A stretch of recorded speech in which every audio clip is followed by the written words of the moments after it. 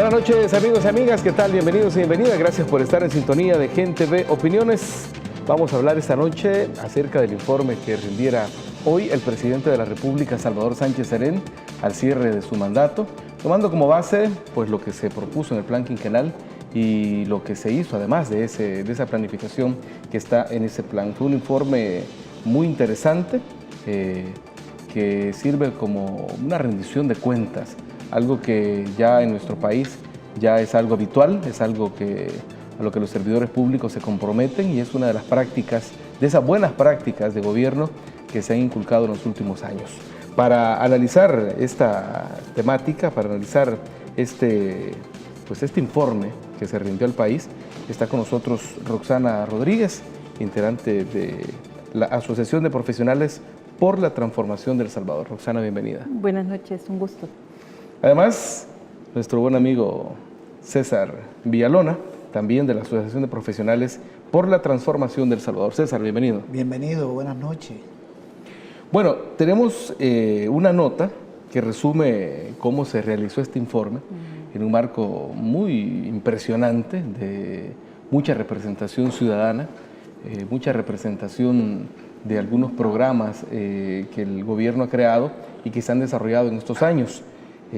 Vamos a ver la nota y luego la comentamos, ¿les parece? Para que la ciudadanía pueda entender la magnitud de este evento, de este informe que rindió el presidente de la República, Salvador Sánchez Serén. Veamos.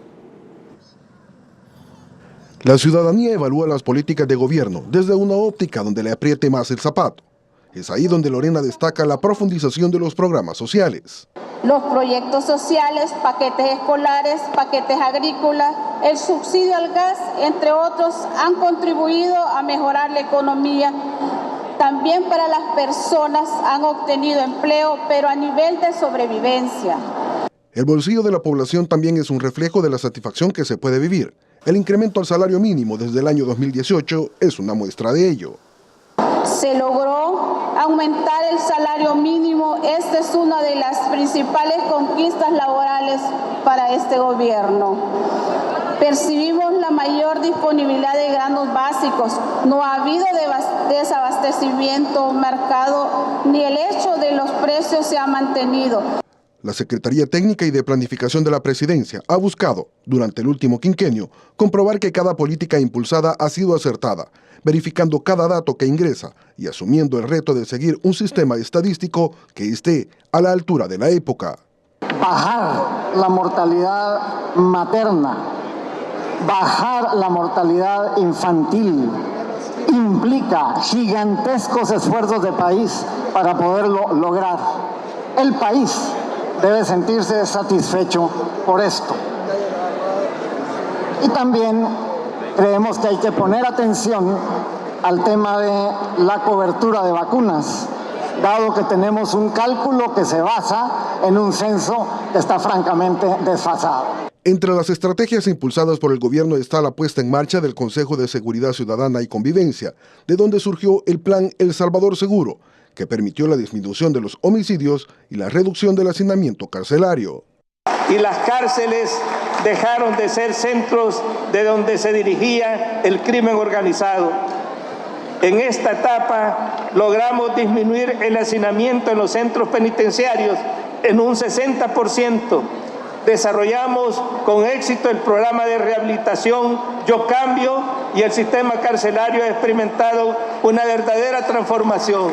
El presidente Salvador Sánchez Serén destacó la tasa de crecimiento promedio en los últimos 5 años, manteniéndose con un alza del 2.4%.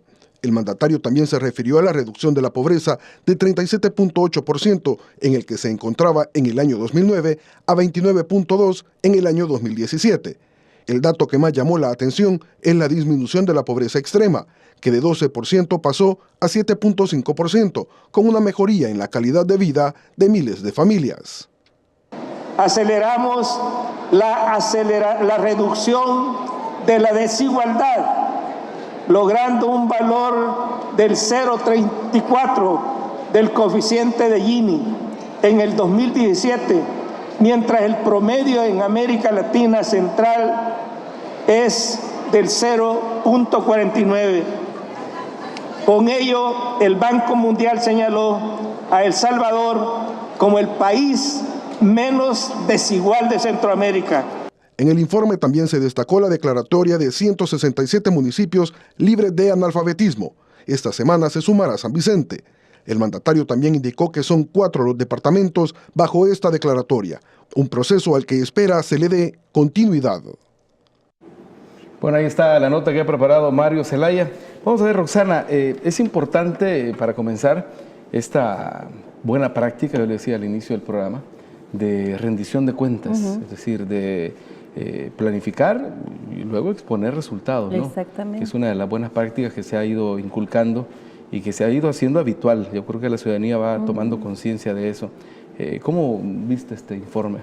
Bueno, yo creo que aquí hay que destacar también como buena práctica planificar y apegarse a lo que ha sido planificado, ¿verdad? Porque ¿qué era lo que teníamos antes del 2009? ¿Verdad? Mucho antes teníamos un Ministerio de Planificación que en algún momento desapareció del país, así sin mayores explicaciones, y eso afectó muchísimo, porque entonces los planes se volvieron como meras ofertas electorales que luego nadie veía si se cumplieron, si no se cumplieron, no había forma. Entonces la virtud de esto que ahora estamos cerrando es, como decía la nota, no solamente es hacer un plan, es también tener un sistema de seguimiento para ver si voy cumpliendo. Entonces, estamos recuperando la forma de planificar, pero además de monitorear y de darle seguimiento. Porque no se trata, claro, no se trata nada más de estar diciendo, mire, logré, sino que poder ver, dijéramos, cómo fue evolucionando, que eso es precisamente el monitoreo del seguimiento. Y en la nota veíamos, por ejemplo, gente de la población haciendo sus valoraciones. ¿Por qué la gente puede hacer una valoración? ¿Por qué veíamos a Lorena allí haciendo una valoración? Porque hay información disponible. O sea, uno puede entrar si tiene un teléfono, una computadora, uno puede entrar en un sitio, buscar la información, bajarla.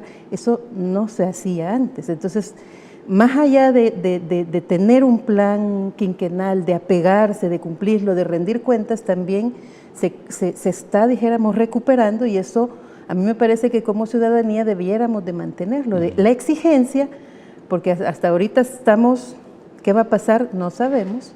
El 1 de junio en adelante tenemos que nuevamente exigir cuál es la ruta, cuál es el rumbo, por dónde vamos a caminar y cómo nos va a ir rindiendo cuentas, porque ahora la rendición de cuentas ya es una práctica que se vuelve como un legado, dijéramos, de estos 10 años, de hacer las cosas de una manera diferente. Probablemente las personas esperaban todos volverse millonarios, ¿verdad? Que como la aspiración, uno quiere, ¿verdad?, tener más, y entre más tiene, quiere tener más. Esas son cosas que no se pueden lograr, pero sí nos da herramientas. Tenemos ya, dijéramos, una forma diferente de ver, de ejercer la función pública. Esas son cosas que a mí me parece que es importante destacarlas, recuperarlas y defenderlas. Eso último, a eso quería apuntar, es el hecho de que es un derecho ganado por la ciudadanía. Exactamente. Más allá de cumplir los indicadores, más allá de las metas que pudieron haberse propuesto, que pueden haber diferentes opiniones si eran esas las metas, si no eran, más allá de eso hemos ganado, hemos hecho realidad un derecho a información, un derecho a enterarnos cómo se está manejando, cómo va avanzando, si la inversión está dando los resultados esperados o no está dando los resultados esperados. Estos son los derechos, dijéramos, más allá de los derechos que estábamos acostumbrados a reivindicar y a defender. Esto es una nueva, yo diría, una nueva generación de derechos, que es importante dimensionar en su justo valor y defenderlos y mantenerlos, porque yo cuando hablo de derechos humanos insisto, y recuerdo mucho a José Martí, ¿verdad?, que decía, los derechos no se mendigan, los derechos no se suplican, los derechos se arrancan, y arrancarlos también implica vigilarlos y defenderlos todos los días. No estar esperando a ver qué me va a dar el señor gobierno, porque eso es mendigar derechos, es arrancarlos y defenderlos. Ese es el reto que tenemos de aquí para adelante. Tenemos derechos ganados, no hay que permitir retroceder, y hay que seguir insistiendo qué derechos vamos a seguir arrancándole a un sistema que todavía nos sigue pareciendo injusto. Ahora, César, el informe que dio la Secretaría Técnica de Planificación, primero se dio un informe sobre el plan quinquenal, ¿verdad? Que era una ruta que se trazó el gobierno durante estos 5 años. Pero además el informe del presidente lo complementó con otras cosas que no estaban planificadas así con rigor dentro del plan quinquenal. Sí, lo que sucede es que el plan realmente queda rebasado. Ese plan fue totalmente rebasado por la política económica, social, la política internacional, todo eso. El plan tiene 9 objetivos. Se habla de 6 muy bien cumplidos, algunos sobrecumplidos, 4 bastante cercanos y uno un poquito menos cumplido. Y 44 metas. Entonces, 44 metas para un plan quinquenal es, o sea, para lo que puede hacer un gobierno de 5 años es poco. Se cumplieron, creo que son 41 metas, perdón, se cumplieron 33. Pero hay una cantidad de cosas que se han hecho en estos 5 años que no estaban en el plan, porque además hay algunas cosas que van saliendo sobre la marcha. Claro. Van saliendo. Podemos irla viendo. Yo creo, quería agregar otra cosita que era que este plan también se hizo de manera muy participativa. No solo el plan quinquenal. Yo recuerdo una entrevista de Salvador Samayoa, que él decía que el FMLN tenía la costumbre, que no tenía ningún otro partido, de decir lo que va a hacer. Y lo escribía, porque se vienen haciendo planes de los años 90, cuando la candidatura, cuando Rubén Zamora, Chafí, y luego con Funes. Y este último, que es el del gobierno actual, se hizo con una cantidad de mesas. Solo en salud se abrieron 44 mesas. Yo estuve en la mesa económica, lo puedo decir, y en un equipo que también recibía información de todas las mesas. En la mesa económica eran 9 para elaborar el componente económico, y el de salud 44, y en educación. Fue una participación, y de gente en el exterior también, y se consultó de muchas formas. Y luego que se terminó y se ganaron las elecciones, entonces vino el plan quinquenal y también se hizo sobre el otro, y también se sometió a otra consulta. Es decir, súper participativo, una gran socialización, y ahora se rinde cuenta, que es lo importante, lo que estaba diciendo Roxana. Entonces hay que, digamos, decir que es muy positivo lo que está haciendo el gobierno, lo que ha hecho, cómo hizo el plan y cómo se le entrega al país, cómo le informa a la ciudadanía sobre su cumplimiento en todas sus áreas. Ahora, ese es el mínimo que debemos esperar de aquí en adelante. Sí, César. pero antes no se hacía, como decía Roxana. Yo nunca conocí una rendición de cuentas de un plan quinquenal en los gobiernos de Arena, ni de Cristiani, ni de Calderón, ni de Flores, ni de Saca, ninguno. Esa práctica comenzó con el primer gobierno del Frente, y recuerdo que Alexander Segovia, que era el que dirigía la Secretaría Técnica, hizo 2 libros. Hizo uno en el 2012, sobre los primeros años, y otro en el 13, donde ya evaluó 4 años. 4 años. Y luego vino el siguiente, que por cierto este es una continuidad del otro. O sea, el presidente ha informado de su gestión, pero hay una continuidad. Acumula. Si lo ve en todas las áreas, la reforma de salud comienza en el primero, los paquetes. Entonces, esa es otra cosa muy importante, que se encadenan los procesos. Vamos a ver, el informe que dio el presidente, que insisto, no se limitó al plan quinquenal, incluye muchos aspectos. Si pudiéramos de alguna manera dividirlos por los gabinetes que el presidente conformó para enfrentar la realidad del país y poderla transformar. Tal vez si comenzamos con el área social, Roxana, que fue uno de los acentos muy marcados dentro de este gobierno. De ambas gestiones, exacto, ¿verdad? Que esa es, como dijéramos, la otra variable que hay que destacar. Aquí hubo una, como decía César, una ejecución encadenada. Que a pesar de que antes de estos 2 gobiernos tuvimos 20 años de gobiernos de la misma denominación partidaria, llegaba el nuevo presidente y tiraba todo y hacía algo nuevo, porque por eso eliminaron planificación, para que no hubiera ejecución encadenada de cosas, ¿verdad? Y entonces el nuevo llegaba queriendo decir: yo soy el mejor y el que tengo la solución a todos los problemas. Y entonces aquí y en lo eso que habían vimos, cortes. Exacto. Aquí tenemos cuestiones importantes. Incluso recuerdo, fíjese, yo no sé si el público recordará, un funcionario de alto nivel de uno de los gobiernos areneros, yo estoy tratando de recordar si fue Dabú, ¿verdad? Que lo tuvieron que callar dando un informe en una conferencia internacional, porque le dijeron, señor, parece que en su país no hay problemas. En una conferencia internacional. En esta gestión, estos 2 últimos años, me excuso, no recuerdo si realmente fue Dabú, pero fue un funcionario de alto nivel dando un informe y los organizadores, ¿verdad?, le dijeron, señor, pareciera que en su país no hay problemas, por favor, denos los datos reales, porque uno sabe que las agencias internacionales hacen sus propias mediciones. Claro. Y llevan sus propios datos. Entonces, aquí tuvimos que pasar esa vergüenza como país.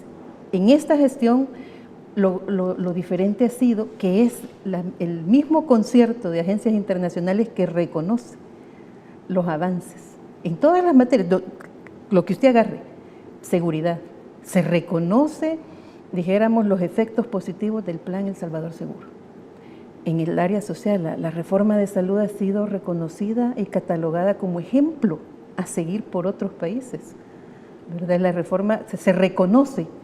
La Organización Mundial de la Salud reconoce que El Salvador es el país que más ha avanzado en implementar una reforma de verdad orientada a la gente. Y yo recuerdo que al principio, cuando se inició la reforma, había mucha resistencia y muchas dudas y decían, pero es que esa reforma de salud es invertir en los pobres. Y yo recuerdo que yo decía a la gente internacional, ¿verdad?, que venían del Banco Mundial, del Fondo Monetario, ¿y cuál es el problema de invertir en los pobres? Nadie se ha propuesto nunca invertir en los pobres. Nadie. O sea, entonces, ¿de qué forma queremos acabar con la pobreza si no invertimos en los pobres? No, pero es que también habría que pensar en servicios para la gente que no es tan pobre. Pero esa fue la apuesta inicial y 10 años después le dan la razón a los artífices, a las personas que estuvimos de alguna forma dando ideas, haciendo apuestas, brindando opiniones de cómo debería ser el abordaje de la salud en este país, porque la salud era por años, por siglos, por décadas, ¿verdad?, para no exagerar mucho, por décadas, fue un tema de muchísima confrontación social, de mucho conflicto social. Bueno, solo basta recordar las marchas blancas Año 2000, ante esa ¿verdad?, amenaza que había de ante esa privatización. terquedad de una gestión neoliberal de privatizar la salud.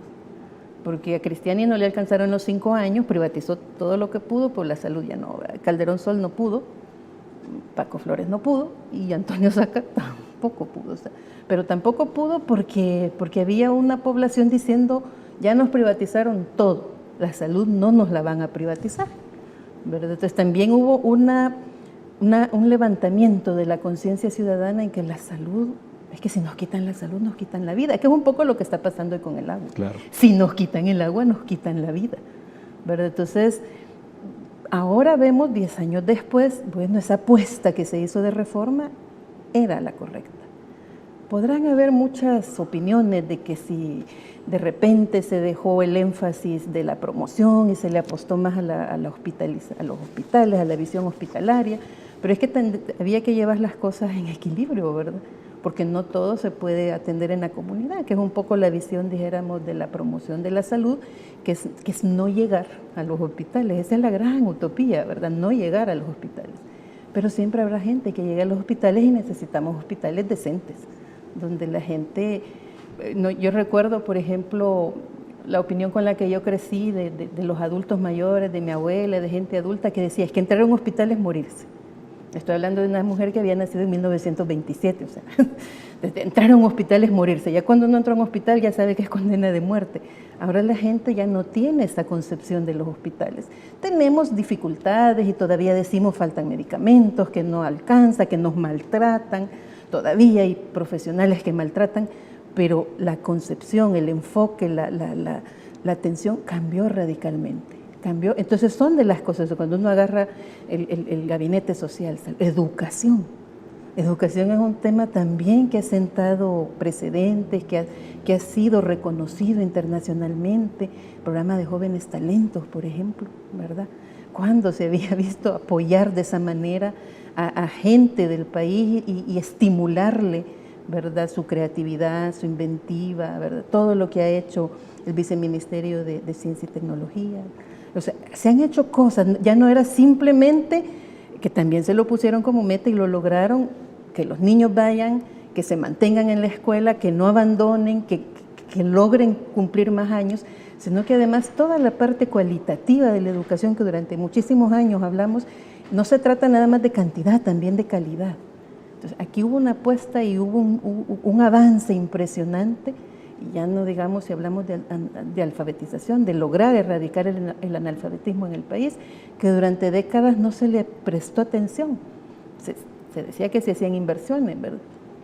Pero no se le prestó atención. Y este gobierno, los dos gestiones, ¿verdad?, encadenadas que decimos, sí lo pusieron, porque pusieron al centro de su gestión a la persona. Es la primera vez que vemos, dijéramos, una gestión gubernamental con un enfoque claro de derechos humanos.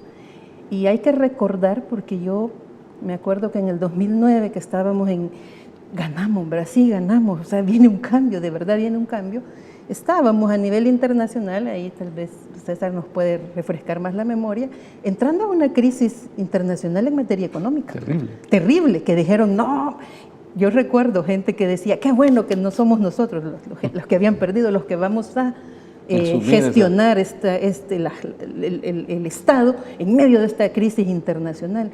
Y el FMLN, con todas las debilidades que pueda señalársele, ¿verdad?, logró poniendo y haciendo inversión social, amortizando esa crisis internacional. Incluso la economía aquí se recuperó y empezó a crecer, poquito, pero empezó a crecer. Si nos la dejaron menos no sé cuánto, hay que compañeros nos actualicen, ¿verdad? La dejaron en saldos negativos y la recuperamos y empezamos a crecer. Esas cosas nos faltó, ¿verdad?, lograr un poquito más para que la gente sintiera esa diferencia en sus bolsillos. De eso vamos a hablar justamente cuando regresemos de la pausa. ¿Te parece, César? Le vamos a meter el diente a la parte económica. Una pausa, venimos con más.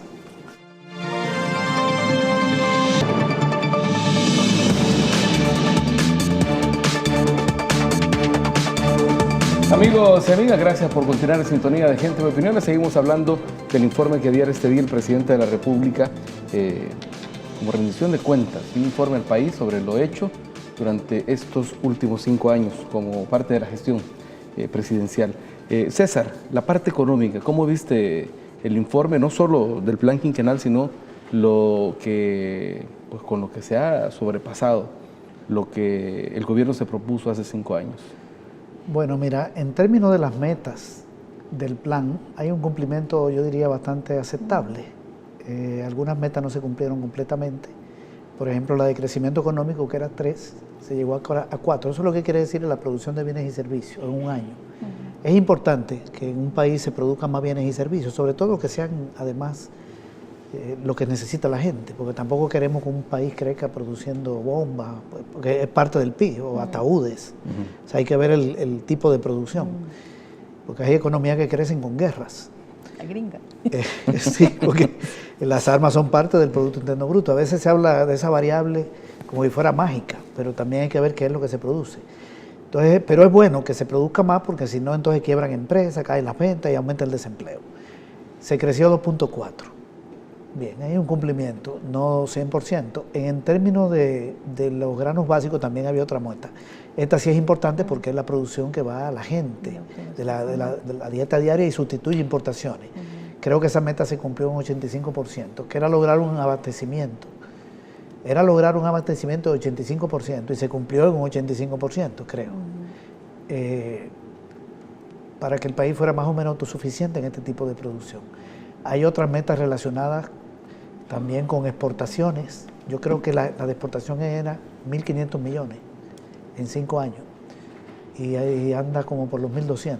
No se logró todo el volumen de exportación.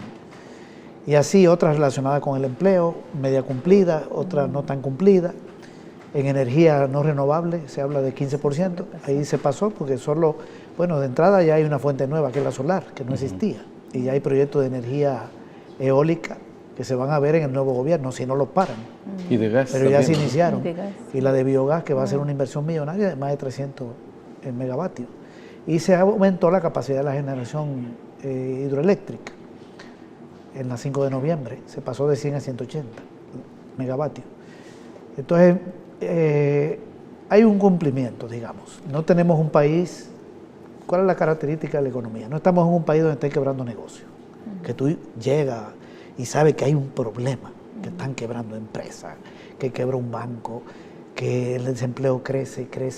Ese más o menos fue el escenario que tuvimos en el 9. Incluso no tan dramático como a veces se ha dado, pero fue medio dramático, porque cayó 2.1 la producción y 27.000 personas perdieron el empleo entre mayo del 8 y mayo del 9. Cuando fue una toma de posesión el 1 de junio, 27.000 empleos nuevos, menos. Ahí están los datos del Seguro Social. Desde entonces se han creado empleos, más o menos 180.000 formales. Entonces, El Salvador es un país donde hay una economía que camina. Producción, uno sale y por ahí un montón de negocios nuevos, inversión privada, inversión extranjera. La inversión extranjera se ha duplicado en los gobiernos del FMLN, crecimiento enorme, la inversión privada. Hay más centros comerciales, hay más industria, hay más producción agrícola, hay más producción de servicios educativos, de servicios de salud, de servicios de energía.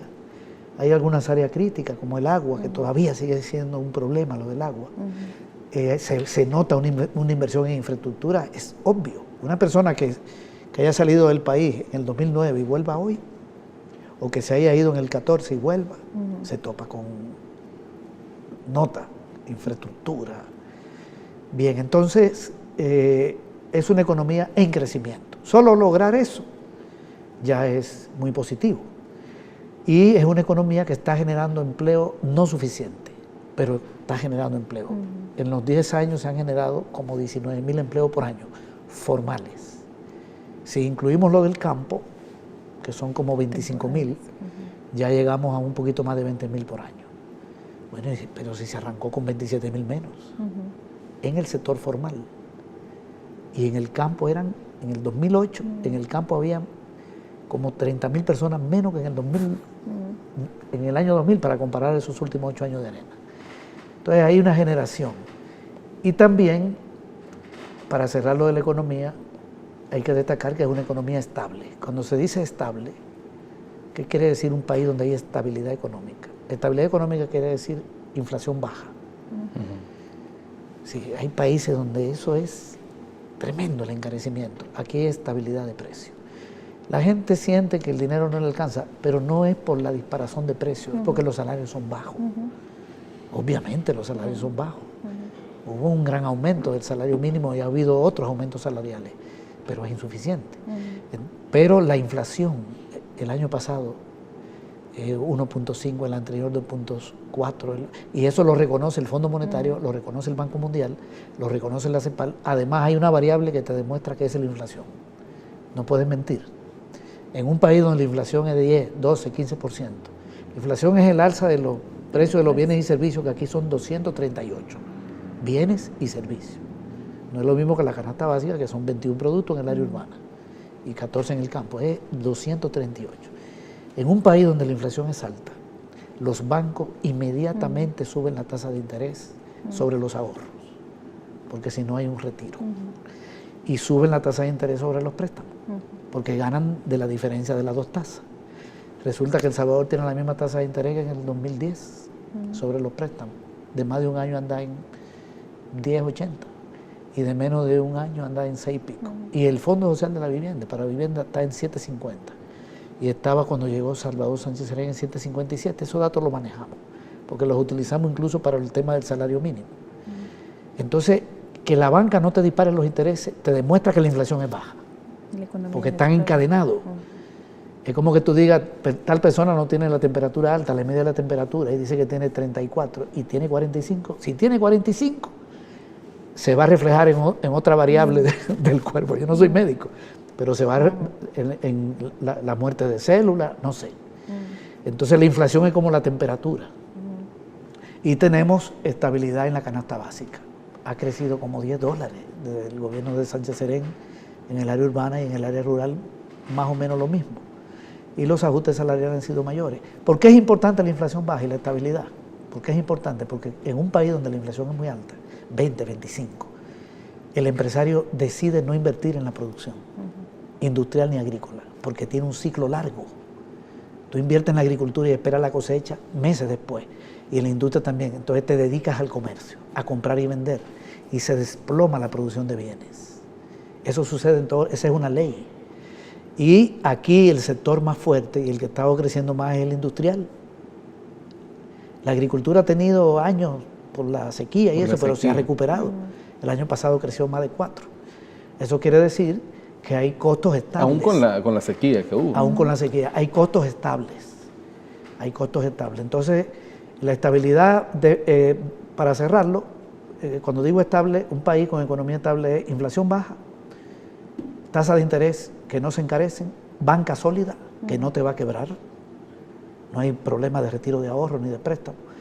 Y la otra variable es el déficit fiscal, para decir si hay estabilidad. Bueno, siempre hay un déficit, el gobierno no recauda, pero nos lo dejaron en 1.200 millones, 6% del PIB en el 9, y hoy anda en 3% del PIB. Se redujo la mitad. Es decir, que hasta la situación financiera ha mejorado, a pesar del bloqueo de los recursos que hizo la Sala de lo Constitucional y Arena, de tributos y de bonos. Ahora, el crecimiento del país está arriba de nuestro potencial, entiendo. Sí, hay un cálculo de potencial, es un poco complejo, que dice que debe ser 2.2, entonces está creciendo por encima. Y está creciendo más que América Latina, no más que Centroamérica, pero no crecemos más que los demás países de Centroamérica de hace 20 años. No tiene nada que ver con los gobiernos del FMLN. Desde hace 20 años. En el 2006, por primera vez Nicaragua recibió más inversión extranjera que El Salvador. Desde el 2006 somos el último en inversión extranjera. ¿Quién gobernaba en el 2006? SAC. ¿Quién era la vicepresidenta? Vilma Escobar, al frente de Proesa, que tenía que buscar inversión extranjera. Y caímos en el último lugar. Y nos prometieron inversión con la dolarización del 1, con el TLC del 6, con Estados Unidos, con el TLC del 1, con México. Y nos heredaron un país sin inversión extranjera. Hoy hay el doble de lo que se recibía con Arena. El año pasado llegó el anterior a casi 800 y el año pasado a más de 700. Y cuando comenzó el primer gobierno del Frente andaba en menos de 300. O sea, hasta esa variable, somos el último, pero le hemos multiplicado, más que multiplicado. Y caímos en el último lugar con los gobiernos de Arena. Esa es la realidad económica que tenemos en el país. Con eso no estamos diciendo que no hay problemas de salario, de empleo, por supuesto. Ahora, otro de los temas que se incluyeron en el informe con mucho énfasis, y obviamente es una de las preocupaciones de la ciudadanía, es el que tiene que ver con la seguridad y la convivencia ciudadana. ¿Cuál es tu apreciación, Roxana, al respecto? Pues cuando uno ve el dato, ¿verdad?, duro que da el informe, pues uno no puede menos que impresionarse, ¿verdad?, porque lograron, esa es una de las metas que lograron cumplir superada, ¿verdad? Ellos habían propuesto disminuir la tasa de victimización en 10% al final del quinquenio, ¿verdad? Y esa es una meta que superaron. Cuando uno revisa solo un indicador, la cantidad de muertos por día que había 2009, ¿verdad? Y cómo estamos ahora. Es un poco difícil hablar de eso porque quisiéramos que nadie muriera por temas delincuenciales, que no hubieran víctimas mortales. Eso es lo que de verdad queremos. Pero cuando nos dicen, mire, logramos reducirlo, logramos bajarlo, y ahora hay, creo que 9 por día, pero venimos de 29, lo hemos bajado a 9, ¿verdad? Entonces sí, todavía es una tragedia porque no queremos que nadie muera, es correcto, pero tampoco queremos que eso siga subiendo, queremos que siga bajando. Entonces, eso es impresionante ver, ¿verdad? Y yo creo que uno le pregunta, dijéramos a la gente más cercana, ¿verdad? Decir, mire, ¿a usted últimamente lo han asaltado en el autobús? ¿A usted últimamente le ha pasado algún hecho delictivo? Y uno va encontrando que no. ¿verdad? Y ahí es donde uno ve la relación que hay entre ¿cómo sería? Las víctimas reales de la delincuencia y la percepción. Y la percepción, porque claro, en el mundo en el que vivimos actualmente, ¿verdad? Donde tenemos generadores de opinión, porque antes los generadores de opinión eran como estamos ahora, ¿verdad? En un programa de televisión, con unas entrevistas, ¿verdad? Y esos eran, hoy los generadores de opinión cualquiera que tiene acceso a un teléfono inteligente, que tiene una cuenta en redes sociales y que entonces empieza a publicar. Bueno, y a eso súmele aquellos búnkeres que se dedican a manipular esa opinión pública. Que se dedican entonces a generar la percepción escondidos de que tenemos un problema y que aquí prácticamente uno no puede salir a la calle porque lo matan. Esa es la percepción que se ha generado. La realidad nos está demostrando que no es así. Y yo decía al inicio, ese es uno de los indicadores también reconocidos a nivel internacional. Decir, mire, el plan El Salvador Seguro logró bajar los índices de criminalidad que habían en El Salvador, ya no del 2009, sino que el que recibió Sánchez Serén, ¿verdad? Porque el plan El Salvador Seguro es una apuesta de él, ¿verdad? Como presidente. Él ofreció en su discurso de toma de posesión ponerse al frente del tema de seguridad. Yo creo que es una cosa que cumplió, ¿verdad? Insisto, no queremos que nadie muera. Y es una tragedia, ¿verdad? Pero es una tragedia que nos sigue golpeando y que yo insisto que hasta que no haya un compromiso ciudadano para ver cómo resolvemos, solo el Estado, solo la gestión de gobierno no va a lograr resolver ese problema. ¿Qué pensás del abordaje que se hizo con la creación del Consejo Nacional de Seguridad y Convivencia Ciudadana? Fíjese que esa fue una de las cosas que más se reconocen y es impresionante la cantidad de gente. Allí lo que pasa que también, a mi juicio, ¿verdad? Yo que lo veo como ciudadana, allí hubo gente que juega a dos agendas. A dos bandas. A dos bandas, para decirlo a dos caras, como decimos en buen salvadoreño. Porque teníamos un sector empresarial allí, los gremios empresariales, diciendo sí, que no sé qué, que hay que apostarle. Teníamos a los sectores, dijéramos, partidarios, Arena y todo, sí, hay que apostarle, y todos metiéndole y diseñando un plan precioso, y a la hora de aprobarle los fondos, te trababan la aprobación de fondos. Entonces, a mí me queda la sensación, porque me hizo recordar eso César cuando dice, a pesar de los bloqueos que hizo la sala de fondos para el gobierno, a pesar de los bloqueos que se hicieron de que le declararon inconstitucionales una serie de mecanismos de recaudación de fondos, nos declararon inconstitucional saber, por ejemplo, quién no paga impuestos en este país. Esas son de las cosas. A pesar de todo eso, se ha logrado avanzar, se logró estabilizar la economía. ¿Qué hubiese sucedido si, como están haciendo ahora sectores llamando, hay que hacer una cruzada y apoyar al nuevo presidente, porque si él fracasa, fracasamos todos, y si él triunfa, triunfamos todos? ¿Qué hubiera sucedido si esa cruzada se hubiera hecho en el 2009? Y esos mismos que ahora están diciendo, hay que apoyar, porque si no, hubieran dicho, apoyemos. Estaríamos hablando de un país totalmente diferente, probablemente no con 9 muertos por día, probablemente sin ninguno. Pero como aquí hubo una intención de bloquear, de trabar y todo, ahí tenemos, a pesar de todo eso se lograron avances impresionantes. Yo invito a la ciudadanía, ¿verdad?, a reflexionar sobre eso, ¿verdad?, decir, mire, a pesar de que se hizo una ejecución, se hizo un gobierno con todas las condiciones en contra, podemos decir, cumplió, el gobierno cumplió. Y ahí tenemos un simple indicador en su plan quinquenal, ¿verdad? Uno ve y dice, bueno, mire, la mayoría de indicadores que se pusieron, la mayoría de metas las cumplieron. Unas las sobrepasaron, otras con avances sustanciales, otras con avances modestos. Hay 2 o 3 metas, 4 lo sumo que dice no cumplida, ¿verdad? Y hasta en eso hay que ser transparentes, de decir, mire, aquí no pude, aquí no hice. Ese es un tema fundamental, porque si nos enganchamos en los generadores de opinión y que entonces vamos a vivir de lo que nos dicen en las redes sociales, y en las redes sociales nos dicen que todo está bien, si ese es el país que queremos, yo creo que eso en 6 meses se cae.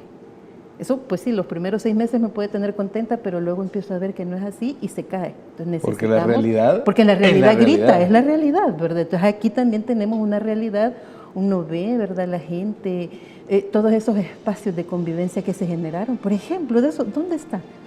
Todos esos espacios, los nuevos espacios para que la gente vaya, para que la gente tenga acceso. Aquí hay una oferta cultural, pero cultural de cara a la gente cotidiana, no oferta cultural De élite. de élite, que es la que nos están como ofreciendo para el Que ese es un próximo gran quinquenio, riesgo. ¿verdad? Ese es un gran riesgo. Exactamente. Porque es uno de los derechos también de la Así ciudadanía. es, Bueno, así tengo es. que hacer otra pausa. Cuando regresemos, nos quedan todavía algunos aspectos que analizar del informe del presidente de esta mañana. Ya venimos con más.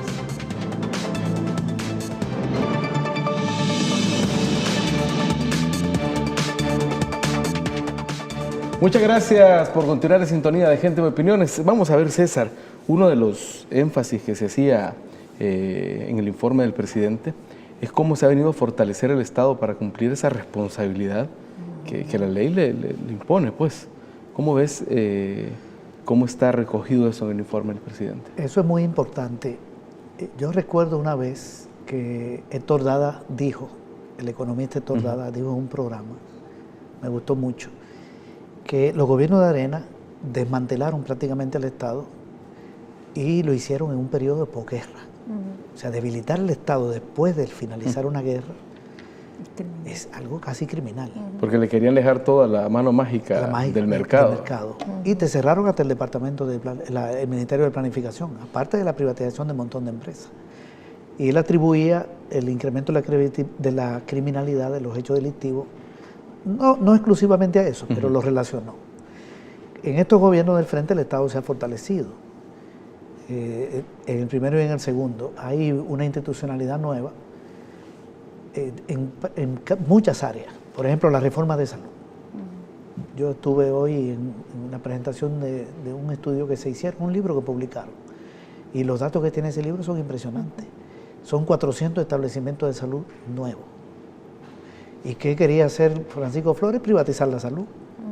Todo lo contrario. Entonces aquí hay un fortalecimiento, aparte de farmacias especializadas que no aparecen como parte de lo mismo. Entonces hay hospitales, todo eso. La reforma es un fortalecimiento de lo público. La ley de medicamentos, que es parte de la reforma.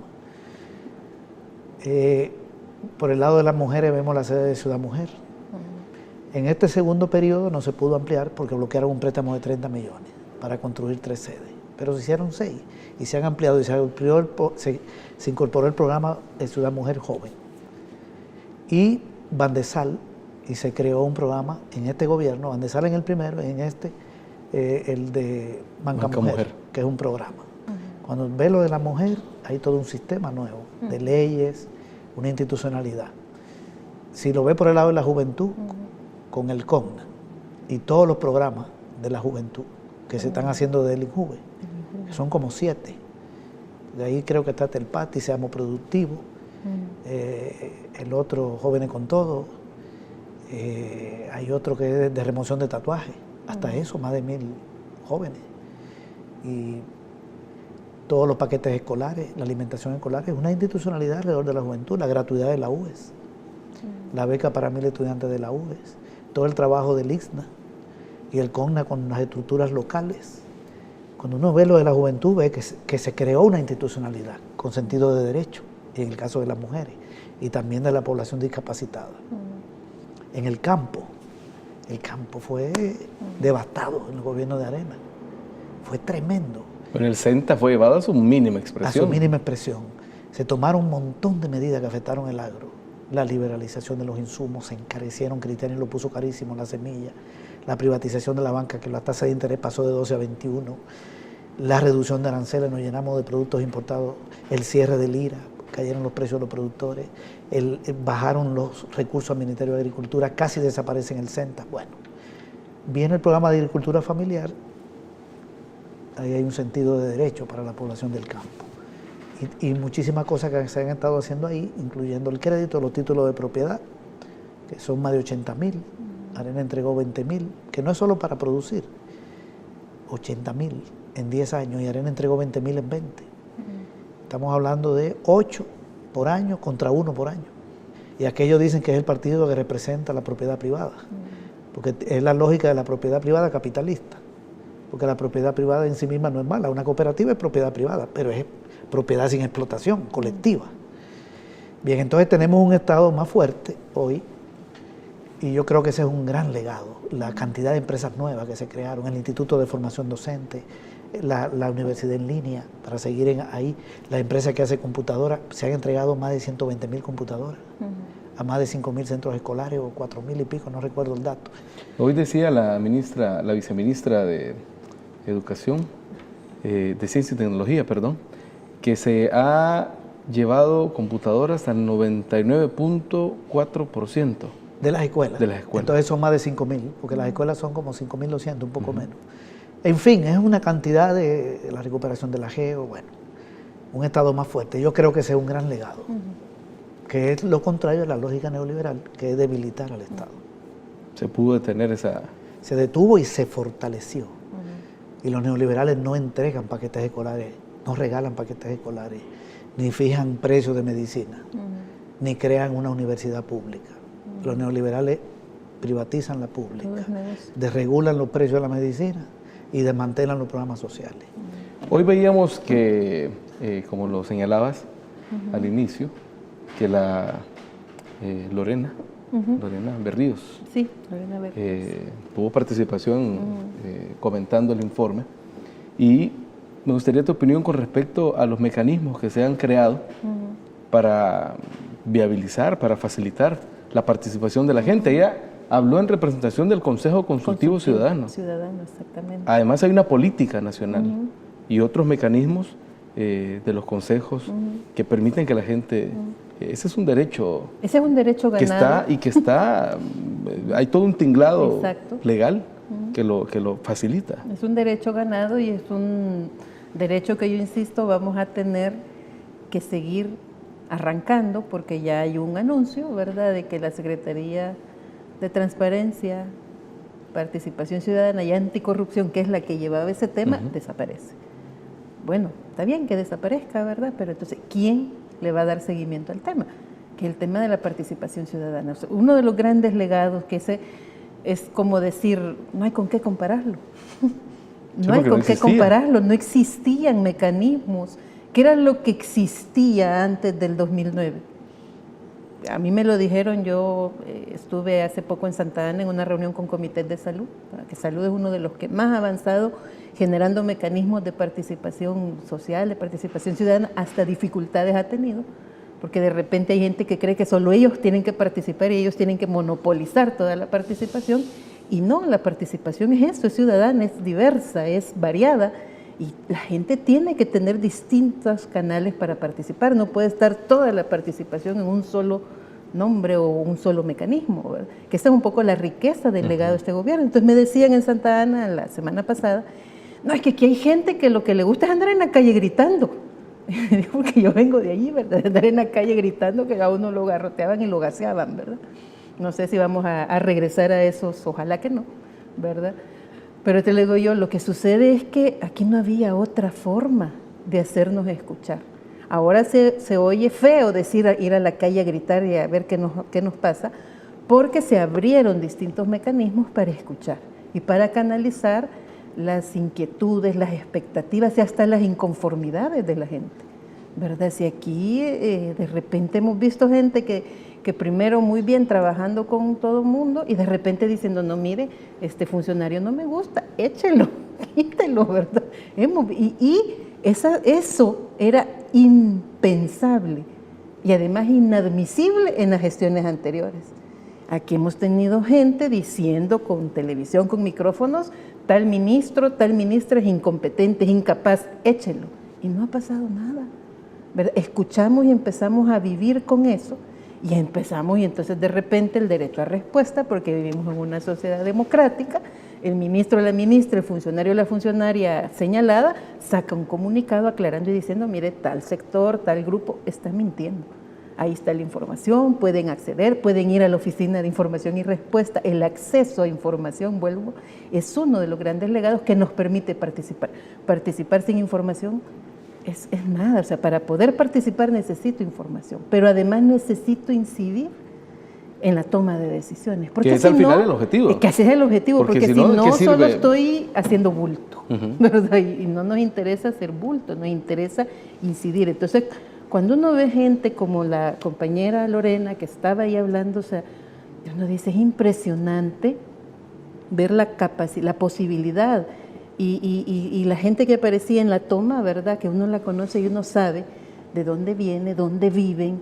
Y haberle dado la posibilidad a esa gente, la que nadie escuchaba, de poder sentarse en una mesa con ministros, con secretarios, con funcionarios a decirle, pues pensamos que esto está mal. Los subsidios, ¿por qué lo focalizaron? Mire que eso no está...